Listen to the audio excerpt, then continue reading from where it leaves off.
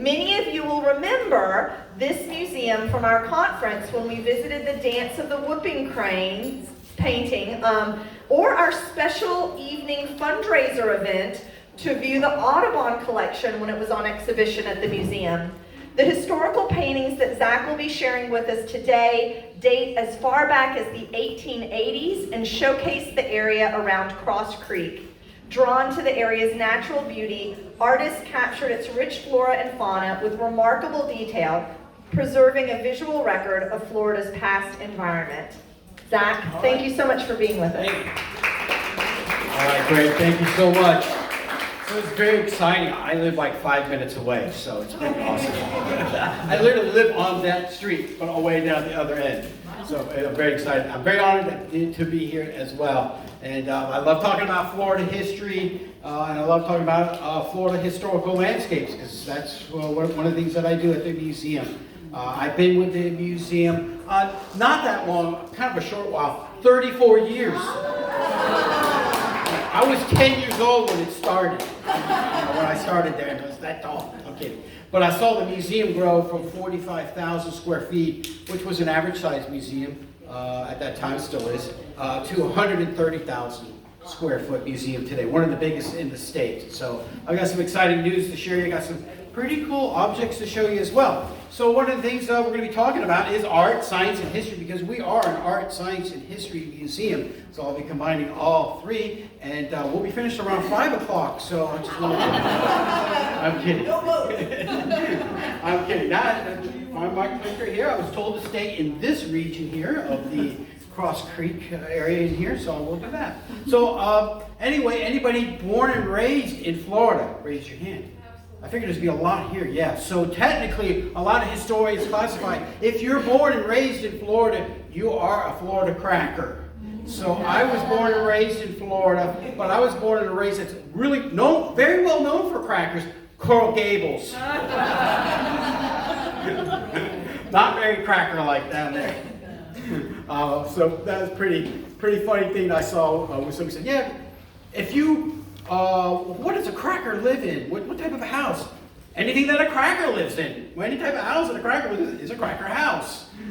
So we'll talk a little bit about that. We won't go too much of that because you probably already know a lot of that history, but I have some really special paintings. I have 5 paintings that deal directly with the yearling in our collection, and I think you're going to find it pretty fascinating. Several of these have never been seen by the public before, so I think you're going to enjoy them as well. I have the wrong remote? Oh, I picked up the wrong one. There we go. All right, so I'll just tell you a little bit about the museum. There it is, like 70 years ago in a Women's Auxiliary Corps Quonset hut and barracks. That's where it started out as a children's museum. Then it went to this place. Oops, sorry. Let's look for the laser. Then it went up to the Museum of Arts and Sciences today, which is now a 130,000 square foot museum. We're a nationally accredited museum. That's a big deal. Out of 35,000 museums in the entire country, less than 3% are accredited by the Association of American Museums. The good news is we just went through reaccreditation last year and we passed. So that's a big deal to have an accredited museum.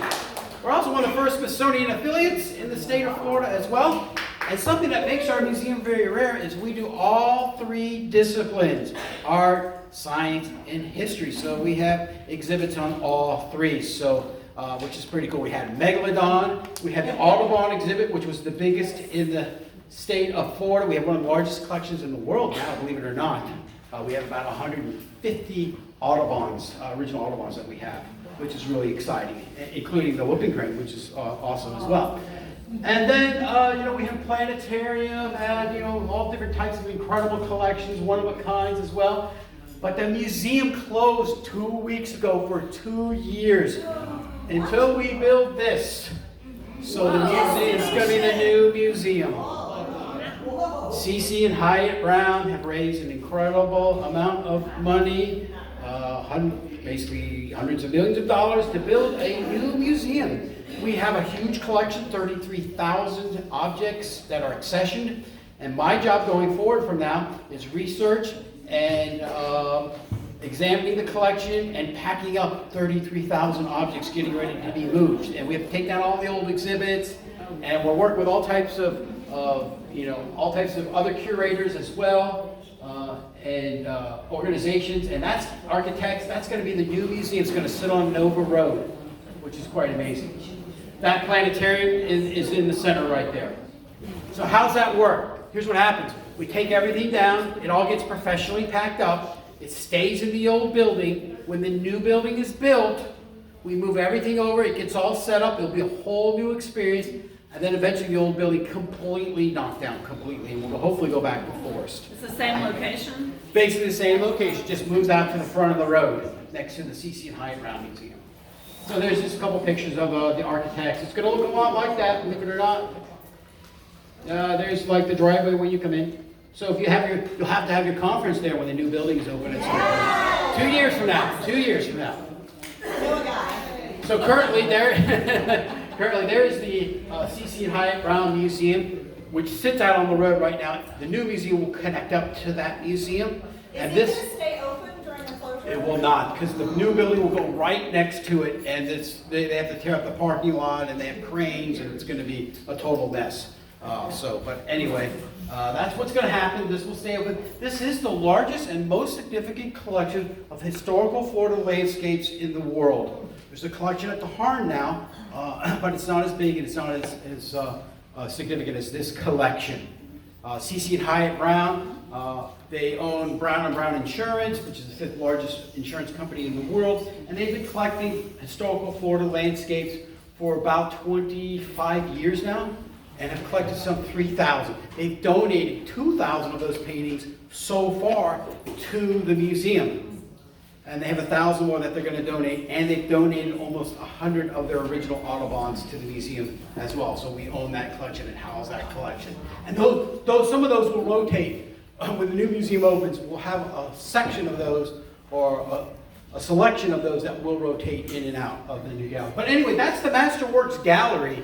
And right there, I'm not sure where the laser is. It doesn't show on the screen, even when it's on. Oh, okay. So right there is the dance of the whooping cranes.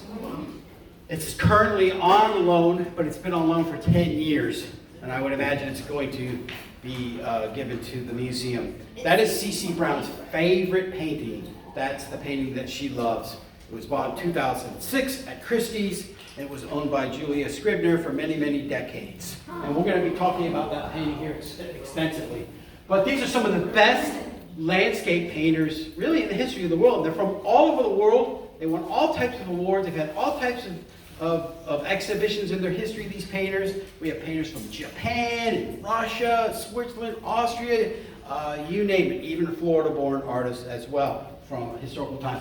A good portion of the exhibit, though, of these paintings are from like the 1880s to about the 1950s, because it is a historical collection. And it's just stunning. It sounds like a lot of you have been there before. So We had a conference. that's right. I heard it. I heard you had a conference there. That's right. Excellent.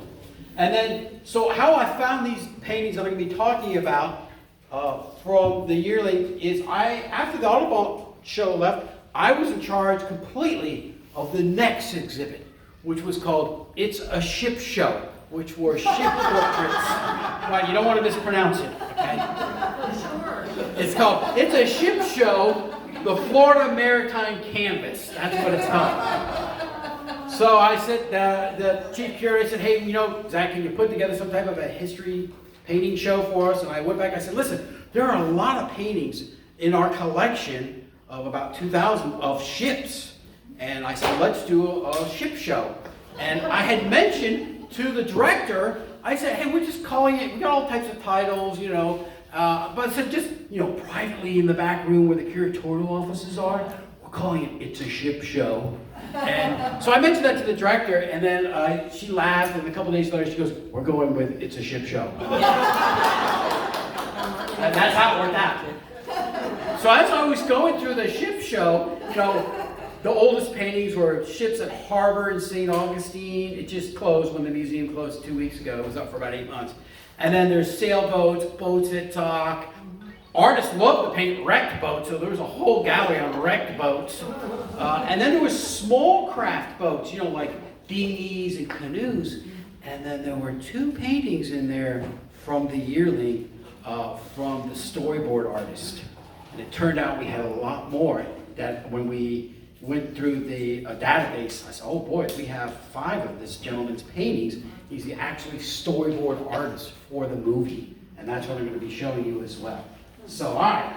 So, by the way, I was at Cross Creek yesterday, and it's practically dry. If you go that way, you can only get through with an airboat right now.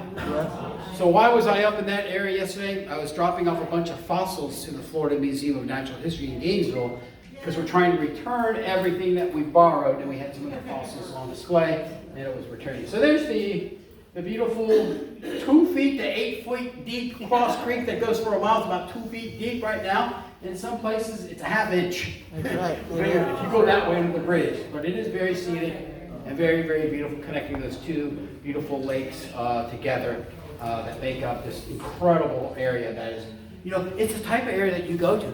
You just feel the history, don't you? I mean, you've been there. And I was there yesterday driving all around. I'm like, man, it really hasn't changed that much. I've been coming up here for a long time. My kids went to the University of Florida. And yes, and my wife and I sitting in the back, we went to Florida State. Yeah. So yeah, my son is in the back. He actually graduated from, he's an environmental engineer from the University of Florida, graduated. Yeah. And in about 3 weeks, he graduates with his PhD in environmental engineering from Yale.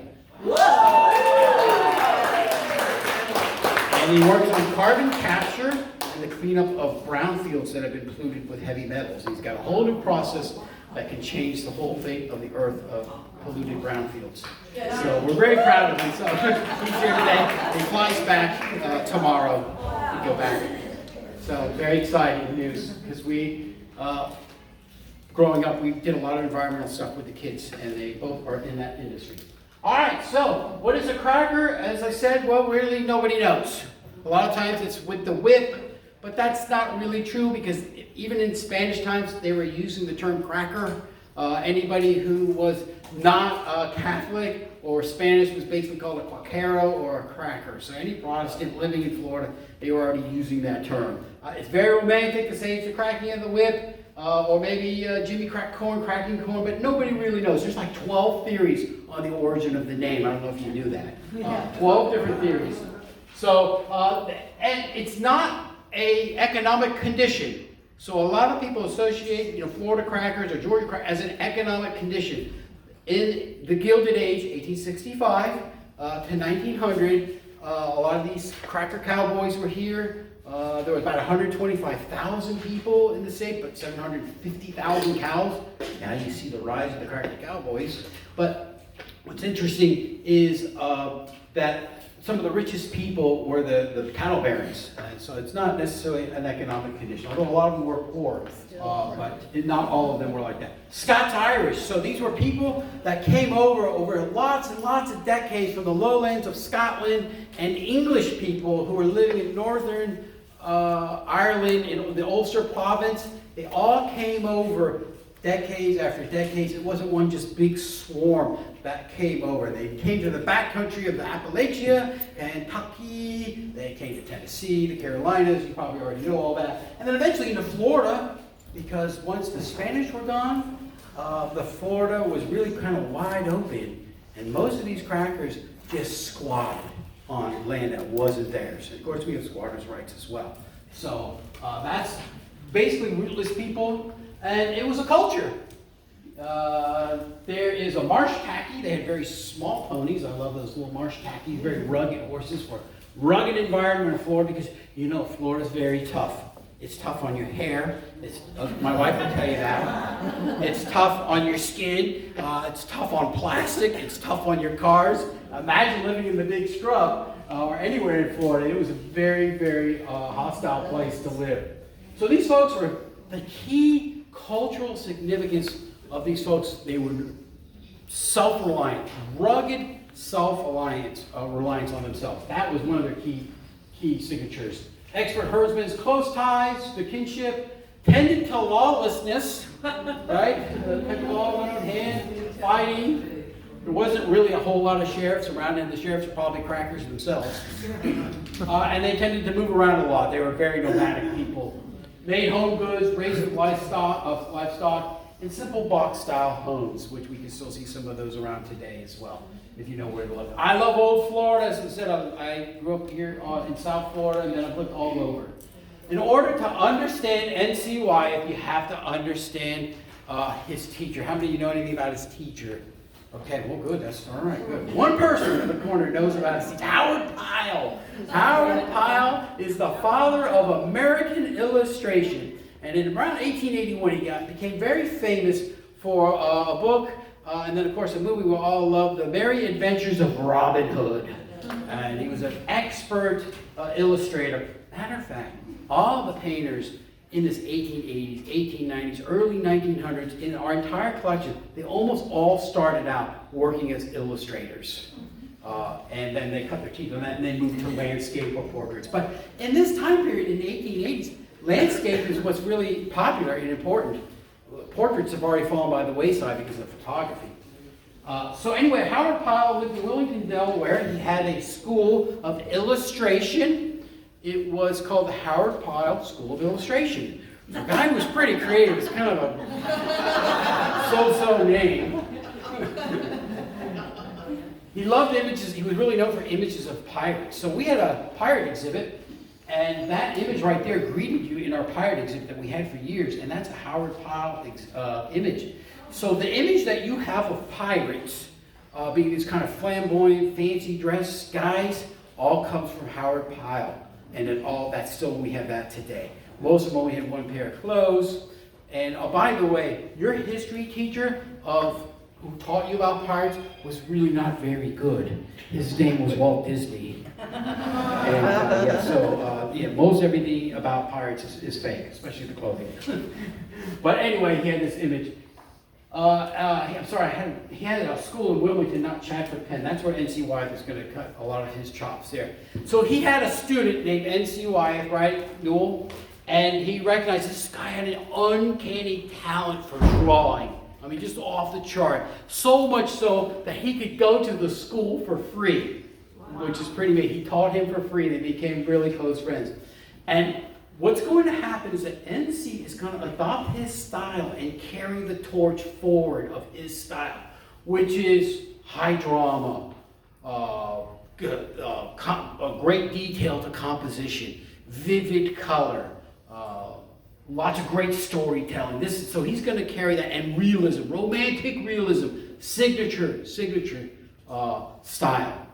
And he tells Newell Connors and all of his students, hey, listen, that garbage coming out of Europe, not good. Stick to American subjects. Reject that impressionism coming out. That's no good. Stick to the realism. Stick to the romantic realism. That's not going to last. That impressionistic stuff.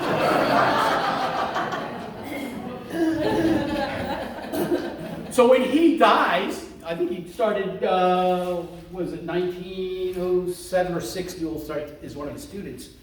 And so NC is going to carry on this tradition. He'll carry it on with these great books that we all know, Treasure Island, Robinson Crusoe, and of course The Yearling as well. All that romantic realism, great attention to detail.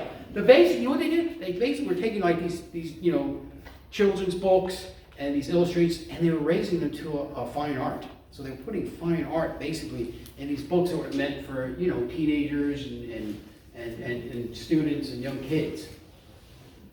So his thing was, don't follow the trends. Well, the trend coming out of Europe, because everybody always looked at Europe, was Impressionism. So here we have the beautiful dancing of the whooping cranes, 1938. So he is hired by Scribner's. He had like a 25 to 30 year relationship with Scribner's. And he did something like 3,000 pages, 112 books, 25 just for Scribner's. He was an illustrator. But one thing about his relationship with Scribner's is the commercial art really paid the bills. He made a fortune with the commercial art, but he felt at times it inhibited his creativity for fine art. This is fine art, for sure. So he goes down to Cross Creek with his son, Andrew. I don't know if he went there as well. He lived with Marjorie. And then he takes a 9-mile trek at some point. We don't know the details of it very well. Maybe some of you might. But he takes a 9-mile trek to the famous Payne's Prairie. And so this is a study piece. It's oil on board. It is one of the jewels of the museum. I mean, I think it's a holy grail moment for the museum. And in the new museum, when we recurated, I was talking to the chief curator, because she listens to me a lot, believe it or not, thank God. And I said, listen, in that ship show, I found these paintings of the storyboards of the yearling. We could do a whole suite on the yearling and have that painting be the center. She goes, that's a fantastic idea. And then I said, wait for this. Sorry to go off screen. Wait for this. And then I said, maybe in the case, we could include 2 signed copies from 1942 and 1945 of Cross Creek and the Yearling that were signed to Kenneth Dow, who was one of our biggest donors. Wow. And these are signed copies. And I said, these would go really nice in a case. And maybe there's some other accoutrements we can borrow, if you all know. We're willing to borrow objects as well from other institutions. And so I think we're going to create a whole suite of this, what's going on with this incredible collection that I discovered really by accident because of that chip show. I would not have done it. How do you go through 3,000 paintings and 30,000 objects? It's mind-blowing. You could spend 5 lifetimes going through the collection. All right. So here we have this incredible... Is that the right remote?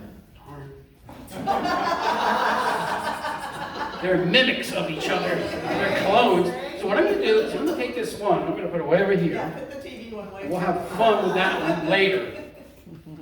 Okay, good. So one of the great things I love about doing these presentations is I get to blow the paintings up really, really big, and now I can see them really good. I can see detail. That's awesome. So our landscape artists have tools in their bag to make you focus on certain things. And certainly this is one. So this was for the special edition, was it 1938, 770 copies. He was to do a suite of 14 paintings. From what I can find out, he probably paid about $5,000 to do all 14 paintings. Flat fee. Now later on he does collect royalties from other jobs that he had with Scribners. But probably at this time he got paid most likely a fee of around $5,000 roughly, give or take. What is that in today's money? It's like $120,000 in today's money. So here he does. So he makes that trek out to the Payne's, the Prairie. And what he's done here, we have the broom sedge here. That's the common plant. It's summertime because it's green. It's brown in the winter. And he basically kind of opens up the brown sedge here so you can kind of view right in. But he has this pond here, right? It may not have been there. He did not witness this. He was at Payne's Prairie with his sketchbook, obviously, but he didn't witness these birds because they were extinct in Florida at this time. They did not live in Florida at this time. They were practically gone. How many in 1938 were around? They think between 21 and 28 birds were left. And most of them were shot for the millinery trade, for women's hats in New York. And the Federation of Women's Clubs come to the rescue. May Jan, I can't remember her name. May Jennings. Yeah. Thank God for women because they were so much promoters of the environment and saving the environment, along with a lot of other groups. But look how he's opened up the broom sedge here. And what he has to do, one of his tricks is he wants you to jump into the painting. He wants you to jump over that water feature there and takes you right up to those 16 whooping cranes that were such an elegant part, and to witness the magic birds, this secret moment, this lexicon of grace, this dance at dusk with these incredible birds, and they're jumping and they're flapping and they're having their mating ritual. And as you know in the book, I think it's in chapter 10, where they're just mystified by it. They walk away just like this. That was a magical moment. That was an incredible moment where they're just basically just blown away by what they had seen. And it really contrasts nature. Here they see this elegant, beautiful moment, but it kind of contrasts with their survival, everyday survival in the big scrub. Imagine, you would have seen this in the 1870s. You would have seen more whooping cranes than you would have seen sandhill cranes in the 1870s and 1880s. They were more common.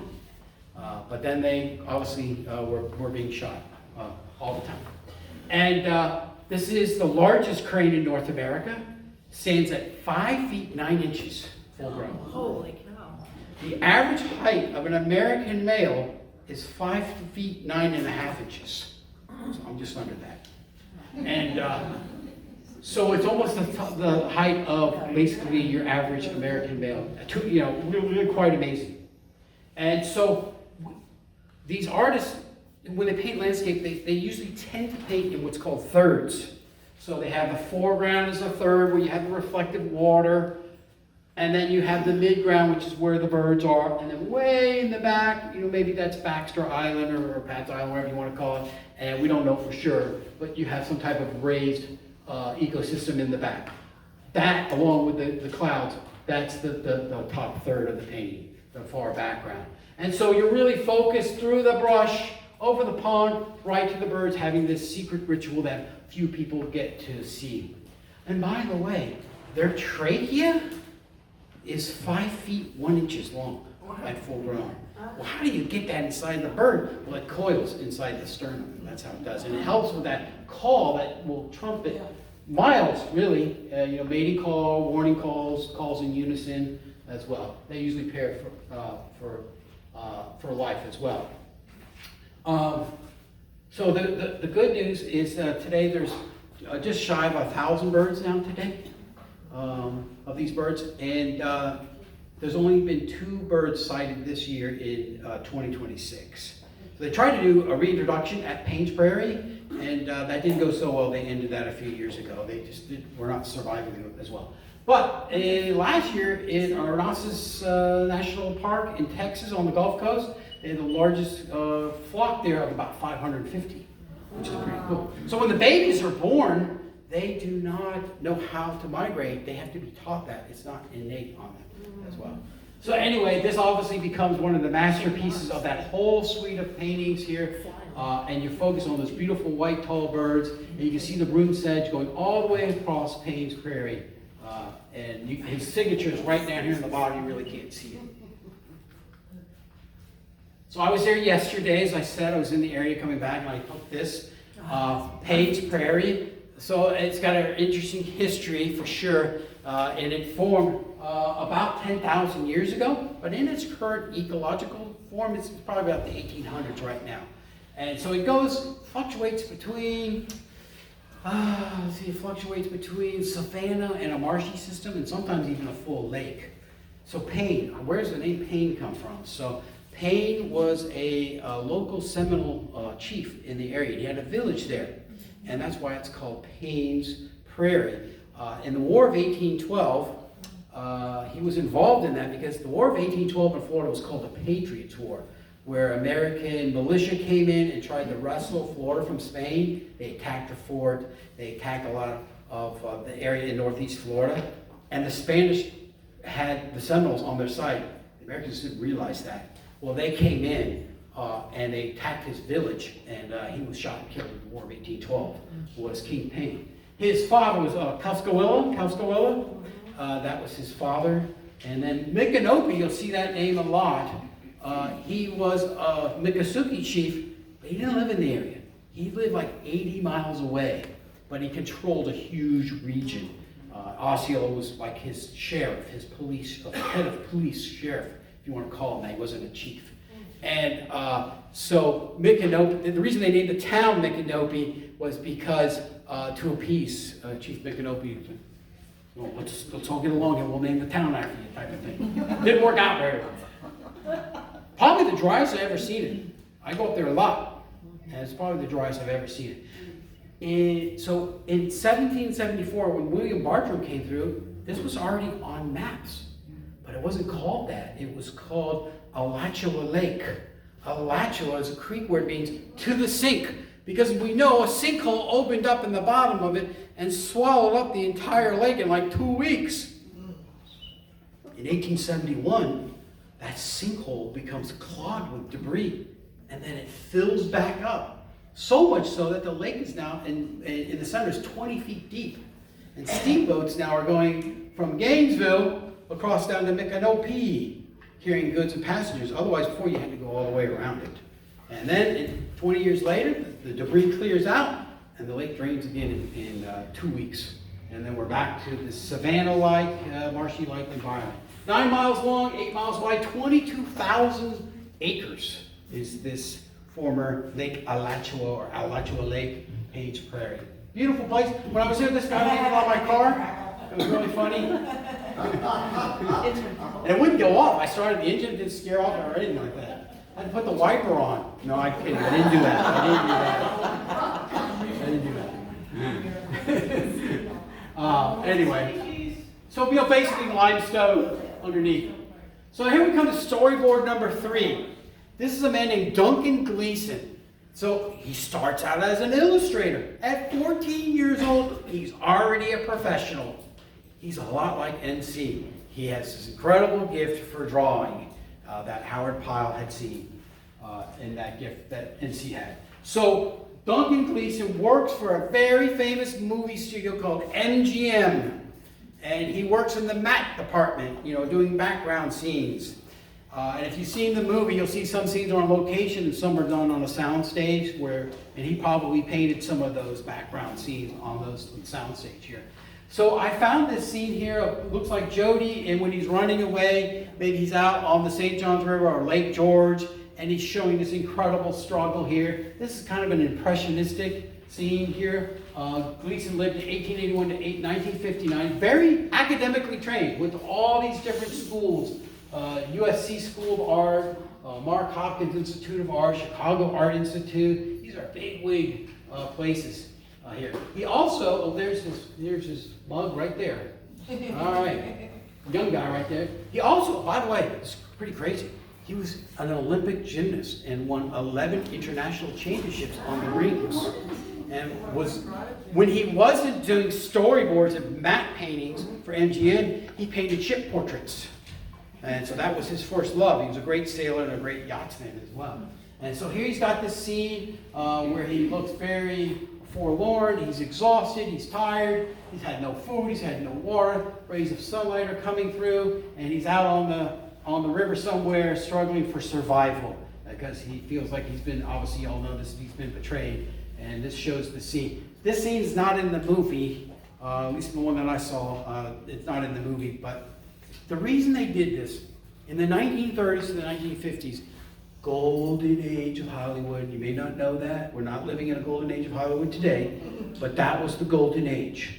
And when they had big productions like this one, that took a span of 5 years to do, from beginning to finish, to opening day, they would use their artists to create full paintings so that when they came into the sound stage, they would know what the lighting was going to be like, what the atmosphere was going to be like. So they used these paintings, not just sketch pencils, that was for much lower budgeted things, but for big budget movies, they used full types of artists on canvas so they could set the stage right, set the mood, and set the atmosphere right. And that's what this is. And this was one of the small craft paintings that I had in that it's a ship show. And I thought, oh gosh, I didn't know we had this. Well, it turned out we had more. Here's another one that was in the show. It's a ship show storyboard. I think this is storyboard 2. And I believe they probably only did storyboards for scenes that were going to probably be done on a soundstage. I don't think they're doing these paintings for every single scene, but just for the ones that had to be shot in the soundstage, which they did. So, as I said, Duncan was an accomplished sailor, worked for MGM Studios for a very long time, and here we have Jody, again, he's probably running away, but look at how he's done this. Look how this artist has done this. He's framed it with this dark tree. Artists love to use the play of light on the canvas.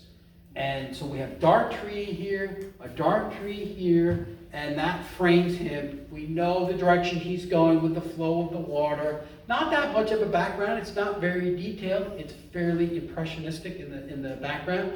But everything points to him. The Spanish moss points to him. This branch up here points to him. Even this stump here points to him, kind of cradling him so that you focus on him.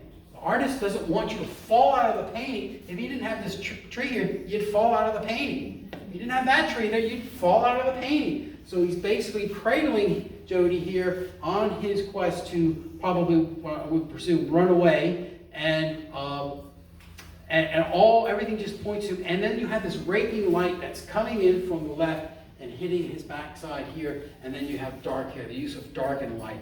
That's what they normally do. And it's got a lot of vivid color to it. So they're trying to set a scene here that I don't believe was in the movie when I watched it. Here's another storyboard of him being forlorn and the struggle for survival, realizing that he's in a lot of trouble here. He has no food, no water. He's incredibly upset.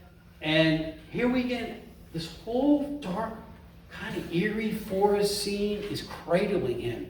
And he's looking skyward to the sun and trying to figure out what's going to happen to me. What are my plans here? He doesn't really have a really solid plan. But this whole branch here helps you. Look at this log pointing right to him. That's one of the artist's tools. They use these things to point you to the focal point of what they want you to look at.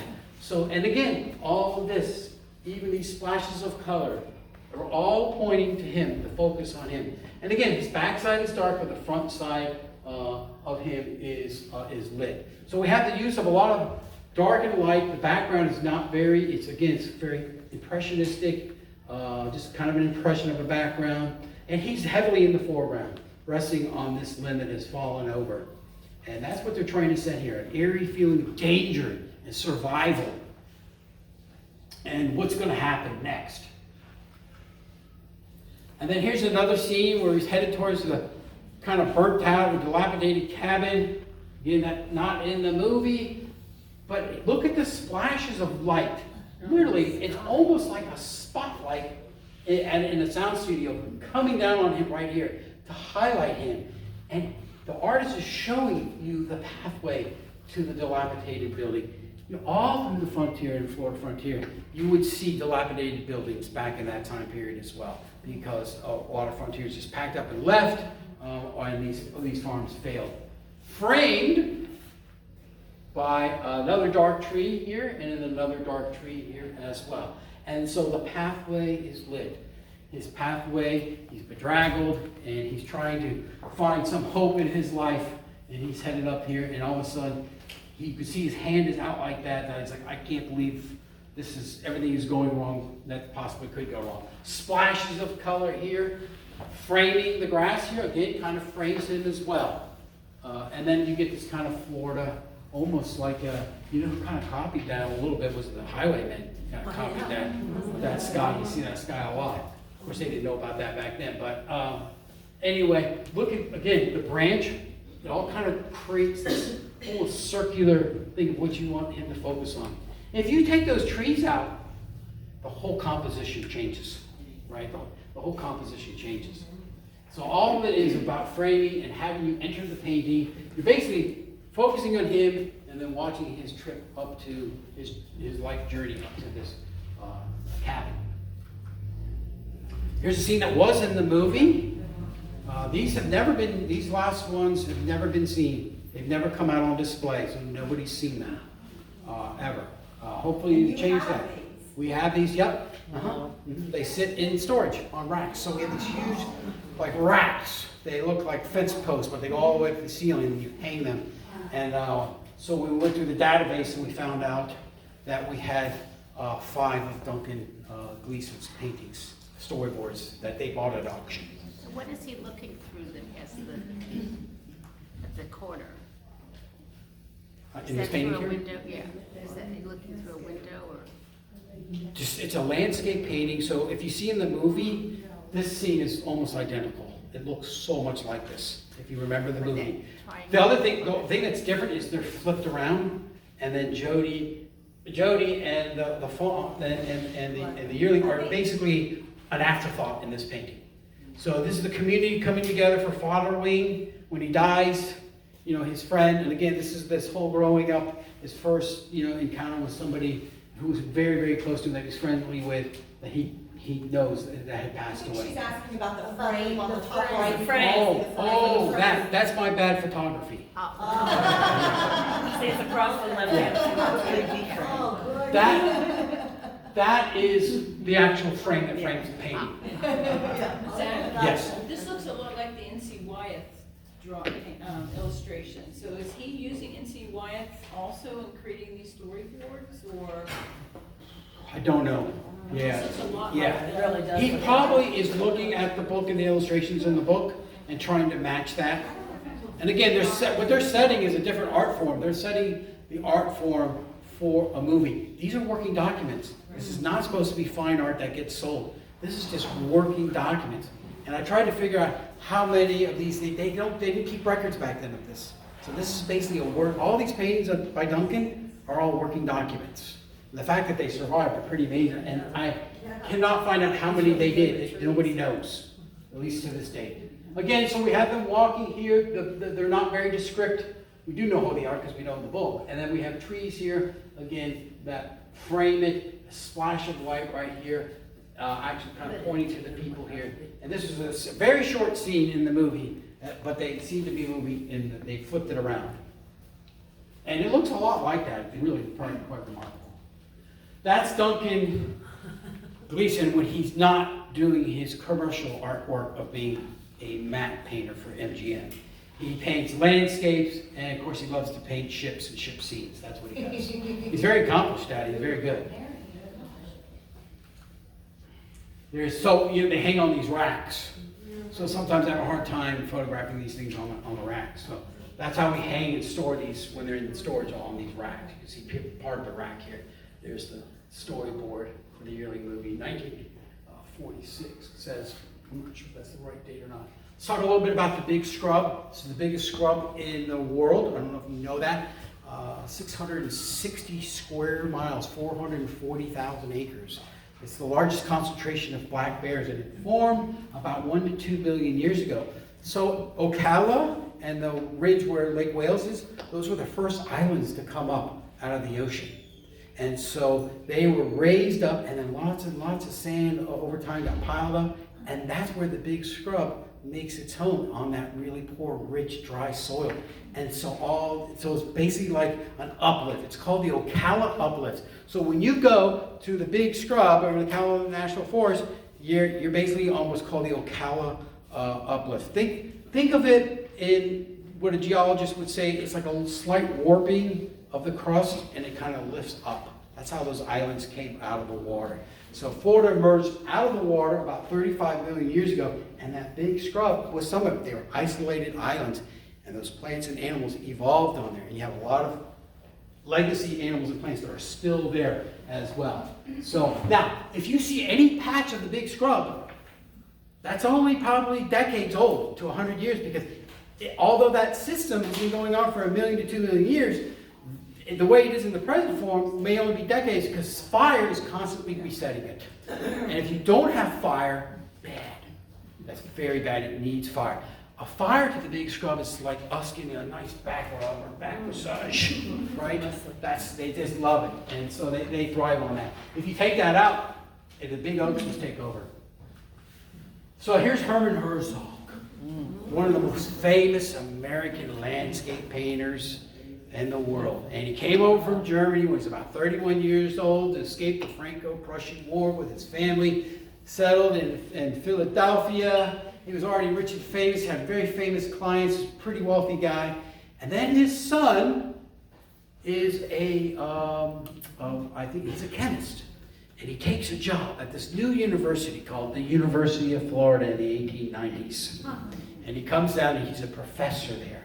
And so now Herman has a reason to come down to Florida. Now he cut his chops at the Dusseldorf School of Art in Germany, which is Romantic Realism. He cut his chops with a mentor named Hans Gude in the Alps and in Norway. So he does big sublime scenes. But then he comes to Florida, and his art kind of changes in some ways, not dramatically, but it does change. And in the end, he's done 300 paintings in Florida while he comes down to visit his son every winter, which was Herman Herzog Jr., the professor. And so we have this incredible painting here. By the way, a lot of these painters live a long time. He lived 100 years old. And I always look at how long these artists live, whether they were males or females in the collection, and they all lived a really long time. And so these paintings are really quite amazing. This is somewhere in that area, because that's the area near Gainesville. And this could be Juniper Springs or some type of springs. There's tons of springs in the big scrub. There's so many different types of habitats in the scrub. It's just not that wall of scrub that's impenetrable. There are other hammocks. There's scenic hammocks, and there's springs and rivers and creeks. And he has this sort of, what he wants you to do, instead of view the painting, he really wants you to be immersed in the painting. He wants you to feel like you're there. He wants you to feel like what it's like to be in Florida. So his horizon lines are real low now, and it's very emotional. And he's capturing this incredible quietness of these areas here. And he always has a lot of dense foliage. He has diffused light that's filtering in. He's got this huge cypress tree. It's probably wintertime, so it doesn't have a lot of leaves on it. And then he has this heron on here that is just sitting there hunting solely by itself. And he always has reflective waters. Now, that's one of his key signatures as well. He's always frames things with trees, and he's trying to show a very intimate place. That's one of the things that he does. A huge, intimate style of painting that he loves. Great attention to detail. One of his great signatures is his attention to foliage. These are some of his paintings. Much more grander scale. Not that low horizon. He always showed a lot of tension, a lot of raging waters.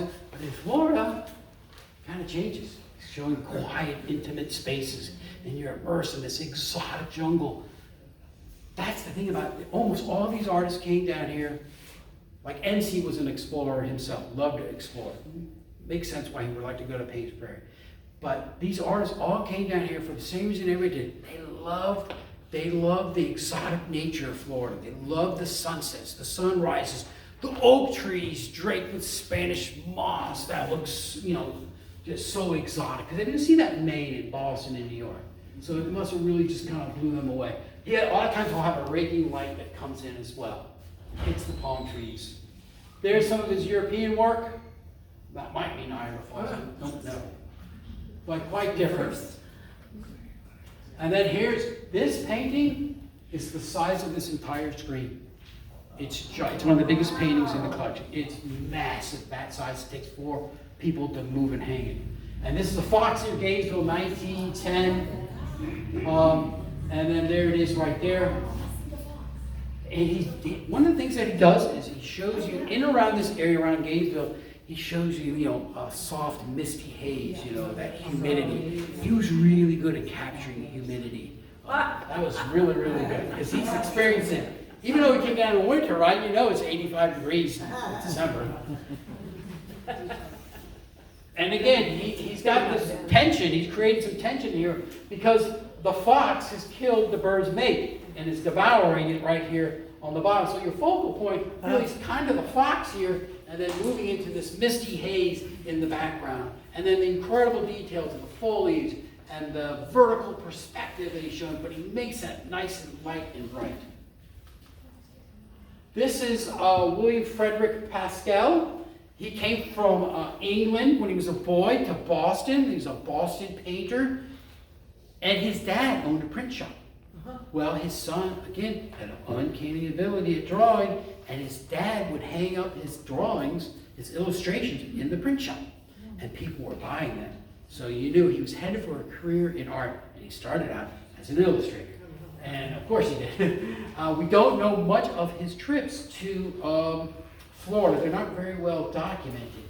But he did over 4,000 paintings. He was very prolific. He did a lot of paintings of the White Mountains in New Hampshire as well. And I picked this scene here because it reminds me, I think, of Calvin Long family, with their home apparently was in an open savanna type of area. And you would find a lot of homes like that in a Savannah type area. And again, the tools of the trade, the toolbox. Jump over the water feature into the painting. That's what he wants you to do. He's going to frame it by these trees. He's going to have the Spanish moss pointing down here. He's going to grab your eye with the great color and the vivid colors. And you're going to jump over the water feature right to this cracker style home that you see here in the background. I just love this painting. It's very beautiful. And that just speaks to me, rural Florida, north central Florida, cracker folk. So, she had oranges. She bought the estate for $14,000 from the Overstreet Corporation, which had timber interests and turpentine interests, and then they pivoted to real estate in the 1920s. And they bought it for $14,000, the Rawlings did, and it had 1,600 orange trees. And by the time she left, they had 3,000 orange trees, Valencias, Parson Browns, mandarins, grapefruit trees, and 800 pecan trees. So I thought this was really important to show these oranges, because that's something that she was using, as you all know, to support her income while they rode. So oranges are hard to grow oranges there at times because they get hit by freezes. But this is a really beautiful painting by John Donaghy. He was an army captain. Some of the stories of the artists are amazing. They're just as fascinating sometimes as the artwork. This is a gentleman who was in the Union Army. I think he was in the 103rd up in Pennsylvania. I can't exactly remember what it was. So anyway, he gets captured and he gets put into the famous Andersonville prison.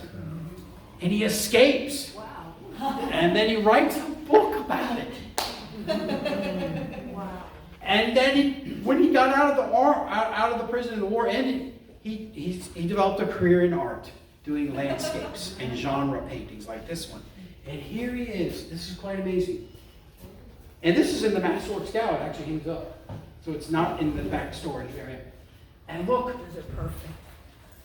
He's got these oranges kind of doubled up so that you can see the volume of the oranges. And they're wrapped with leaves, the top and the bottom, so that you don't fall out of the painting. That's a trick. That's a tool bag thing that he's got. Pull it out of the tool bag. We want to make sure you don't fall out of the painting. And it's very lush. It's tropical, subtropical. And so the brighter ones are right in the middle. That's another tool right there. He wants you to focus on these four right here. These two up here keep you. But look at the perspective here. There really is no foreground. There's no midground really in the back. It's just the whole composition is the oranges. And they go from diagonal all the way down to here. So this really cool perspective here. And then I come to find out through some further research, he lived right down the street. Yeah, he lived at Lake Winnemucet.